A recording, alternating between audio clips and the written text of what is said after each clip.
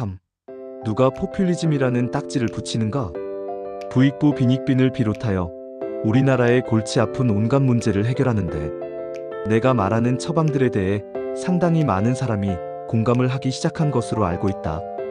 근래 정치권에서 거론되는 정책들을 보면 대부분 내가 문제 삼아온 주제들이나 나의 해결 방안들이 대부분인 것만 보아도 그렇다.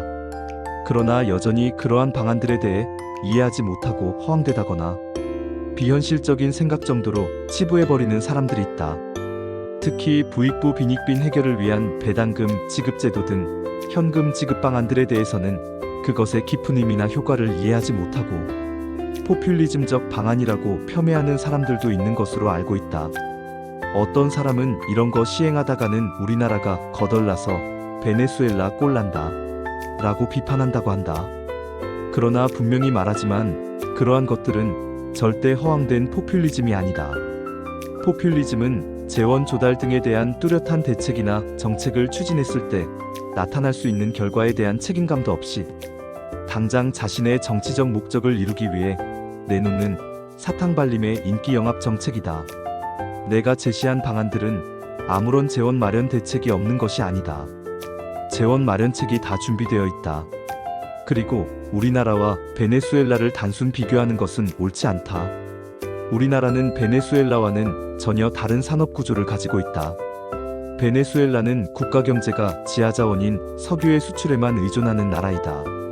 그런 나라는 석유가 수출되지 않거나 수출 가격이 폭락하면 엄청난 타격을 받을 수밖에 없다.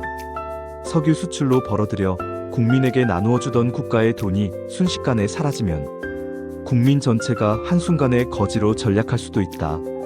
그러나 우리나라는 최첨단 기술 산업부터 1차 산업인 농업에 이르기까지 산업이 다각화되어 있고 수출 품목도 다양하다.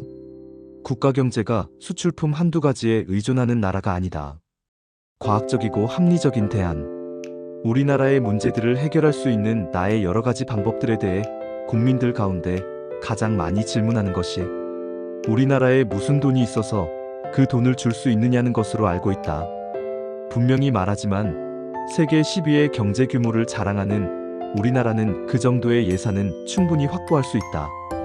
예산을 알뜰히 아껴서 사용하고 예산 가운데 낭비되거나 누수되는 것만 없다면 국민에게 줄 돈을 충분히 확보할 수 있다. 국가에 돈이 없는 것이 아니라 도둑놈이 많은 것이다. 이 말은 괜히 하는 말이 아니다. 이재명 경기지사도 성남시장 시절 한 토론회에 나와 내가 허경영 선생을 가장 존경하는데 국가에 돈이 없는 것이 아니라 도둑놈이 많은 것이다. 이 말은 100% 맞는 말입니다. 라고 한 적이 있다. 또 최근 그는 전 국민에게 연간 100만 원을 지급하겠다는 기본소득 공약을 발표했다. 천문학적 규모의 예산이 지금처럼 방만하게 집행되고 낭비되는 부분만 없다면 국가 수입만으로도 나라 살림을 실컷 하고 어느 정도 국민에게 몫을 챙겨줄 수 있다는 것을 더불어민주당 대통령 후보 경선 참여자도 말하고 있는 것이다. 예산 확보를 위해 가장 먼저 해야 할 것은 현행 예산에서 급하지 않은 선심성 예산이나 불필요한 예산이 없는지 살펴서 제외하고 또 예산에 누수나 낭비가 없는지 점검하여 철저히 막는 일이다.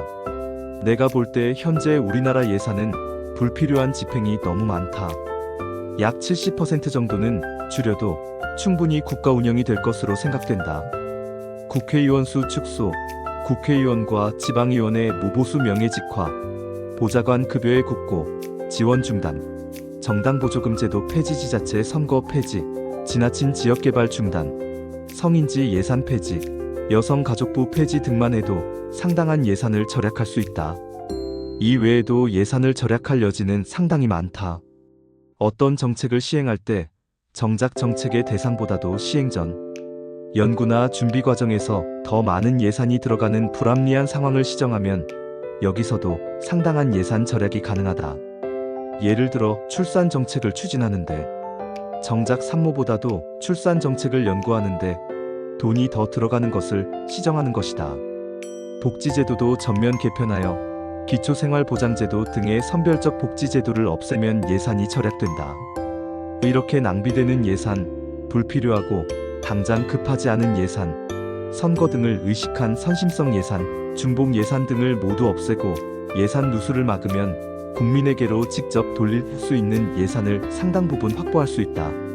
사법 분야에서도 형법을 개정해 징역과 같은 자유를 구속하는 형벌은 흉악범 등 중죄인에 한하여 적용하고 웬만한 범법 행위에 대해서는 벌금형에 처하는 것으로 바꾸면 교도소와 재소자 관리에 드는 많은 국가 예산을 절약할 수 있다.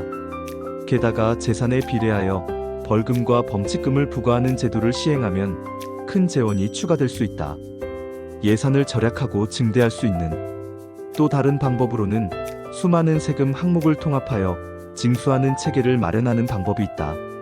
이것은 세금 징수 비용을 절감하고 징세 관리를 수월하게 함으로써 예산을 절약하고 세수 증대 효과까지도 얻을 수 있는 방법이다. 또 세금 포인트 제도 같은 것을 실시하여 세수를 증대할 수 있는 방법도 있다. 이것은 세금을 많이 내는 납세자나 성실 납세자에게는 세금 포인트라는 것을 주고 국가유공자로 우대하며 세금 포인트가 많은 유공기업이 위기에 처하면 국가에서 전폭적으로 지원하여 위기를 면할 수 있도록 하는 것이다. 이러한 것이 제도적으로 사회에 정착하면 자발적 증세가 이루어질 뿐 아니라 그러한 기업에 대한 국민들의 응원과 제품 소비 증가로 기업의 수익이 늘고 그것은 세수 증대로 이어지며 국민에게 돌아가는 목도 늘어날 수 있다. 또 현재 음성적으로 존재하는 속칭 브로커라 불리는 소기업자를 특수사업자로 양성화해 면허를 주면 세수가 확보되고 이것의 양성화에 더하여 이 작업을 사업자 등록만 하면 누구나 할 수 있도록 해준다. 그리고 부동산은 물론이고 금융, 병원 등 많은 분야에서 이 활동이 이루어지도록 장려하면 특수사업자가 기하급수적으로 늘어나고 이에 따른 세수 증가가 엄청날 것으로 본다. 이 외에도 세율을 높여서 세금을 거두는 손쉬운 증세 방법보다는 고소득자의 탈세를 막거나 새로운 세원을 창출하는 등 방법은 얼마든지 있다. 사실 국민에게 세금을 더 거두어 국민에게 돈을 지급한다면 그것은 한쪽으로 혜택을 주고 다른 쪽으로 준 것을 도로 뺏는 것이나 마찬가지여서 실질적으로 국민에게 도움을 주었다고 볼 수 없다. 포퓰리즘은 아무런 대책도 없이 당장의 인기를 끌기 위해 사탕발림으로 내놓는 것이다.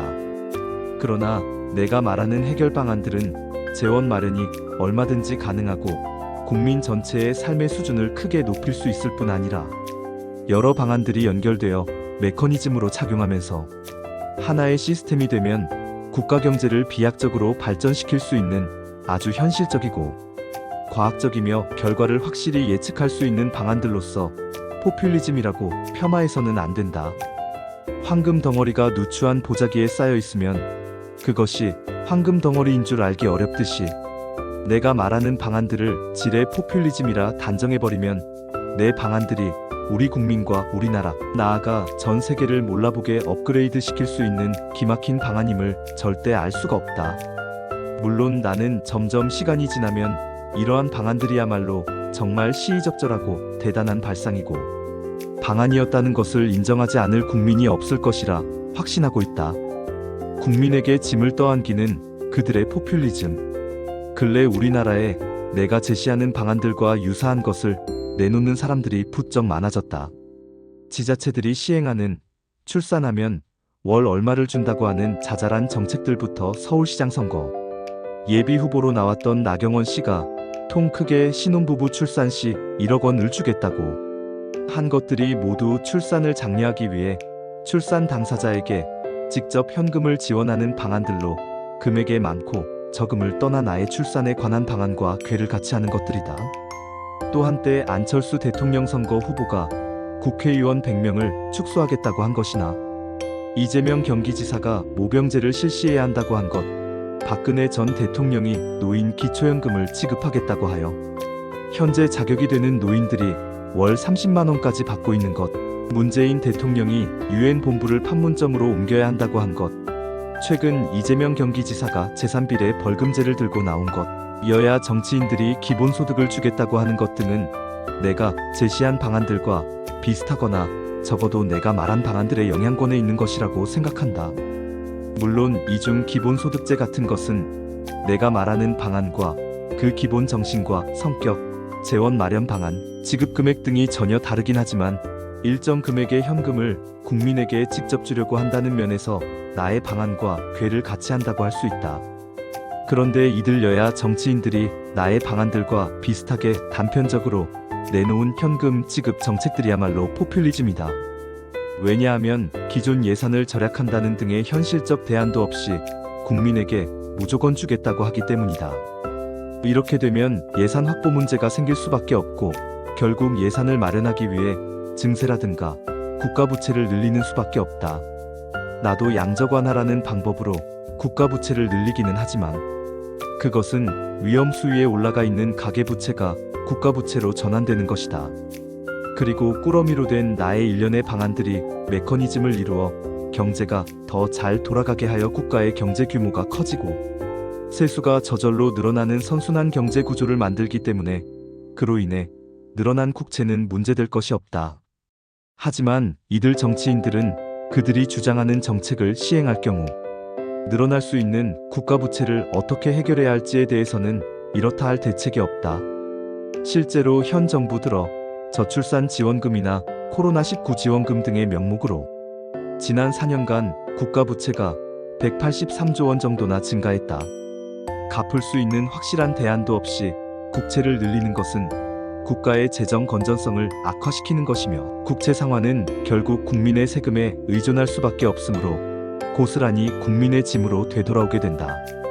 국민을 깨우는 나의 전략 LLSAC. 나의 뜻을 사람들에게 알리기 위해 내가 오래전에 세운 전략이 있다. 그것은 LLSAC라는 것이다. 맨 앞에 L은 래프이다. 사람들에게 웃음을 선사하여 관심을 끄는 것이다. 래프는 미소 짓는 정도가 아니라 소리내어 크게 웃는 것이다. 그렇게 사람들을 유쾌하게 하면서 사람들에게 친근하게 다가가려는 것이 래프 전략이다. 이전에 공중부양이나 축지법을 선보이고 노래 등으로 웃음을 선사한 것이 바로 그 전략의 일환이다. 그 다음에 L은 런이다. 사람들이 배우게 하는 것이다. 내가 다가가서 가르치는 것이 아니라 사람들이 능동적으로 와서 스스로 배우도록 하는 것이다. 내가 1500여 회에 육박하는 강연을 지금까지도 계속하고 있고 강연 영상을 유튜브를 통해 내보내고 있는 것도 그러한 이유에서다. 사람들이 스스로 유튜브 강연을 보고 나에 대해 알 수 있도록 하려는 것이 런 전략이다. S는 싱이다. 사람들이 노래하게 하는 것이다. 그래서 콜미와 같이 직접 가사를 만들고 노래를 불러 사람들이 내 노래를 따라 부르게 하였다. 싱 전략 덕분에 나는 정치인과 엔터테이너의 합성어인 폴리테이너라는 별명을 갖고 있다. 그 다음에 어는 어플라이다. 어플라이는 적용한다는 것인데 사람들이 내가 하는 것을 보고 응용하게 한다는 것이다. 사람들이 말할 때 나를 생각하며 라이트, 나우를 심심치 않게 하는 것이 어플라이 전략의 결과라 할 수 있다. 마지막으로 C는 카피이다. 정치인들이 내 정책을 모방하게 한다는 전략이다. 이것은 길목전법이기도 한데 지금 정치인들은 단편적이긴 하지만 내 방안을 따라하고 있다. 바로 내 길목전법에 걸려들어 따라함으로써 내가 언론의 조명을 받기도 한다.